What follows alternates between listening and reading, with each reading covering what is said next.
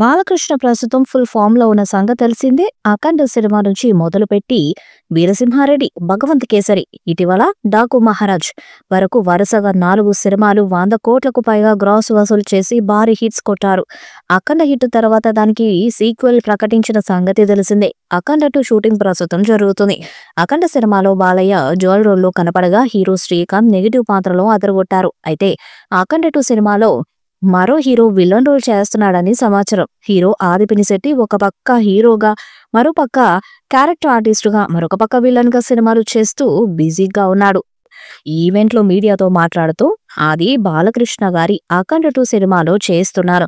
Already నేను ఒక schedule ని షూటింగ్ పూర్తి చేశాను. త్వరలో మరో షెడ్యూల్ ఉంది. అఖండ సినిమాకు మించి పవర్ఫుల్ గా ఉంటుంది. ఈ సినిమా పాన్ ఇండియా స్థాయిలో వర్కౌట్ అవ్వొచ్చని తెలిపారు. దీంతో ఈ సినిమాలో ఆది పినిశెట్టి బాలయ్యకు విలన్ గా చేయబోతున్నాడని తెలుస్తుంది. ఆల్రెడీ ఆది గతంలో సరైనోడు, ది వారియర్ మూవీస్ లో విలన్ గా చేశాడు. ఇక బాలయ్య బోయపాటి కాంబోలో వస్తున్న 4వ సినిమా కావడం, అఖండ సీక్వెల్ కావడం, ఇటీవల మహాకుంభమేళలో రియల్ గా షూట్ చేయడంతో ఈ సినిమాపై మరిన్ని అంచనాలు నెలకొని ఉన్నాయి.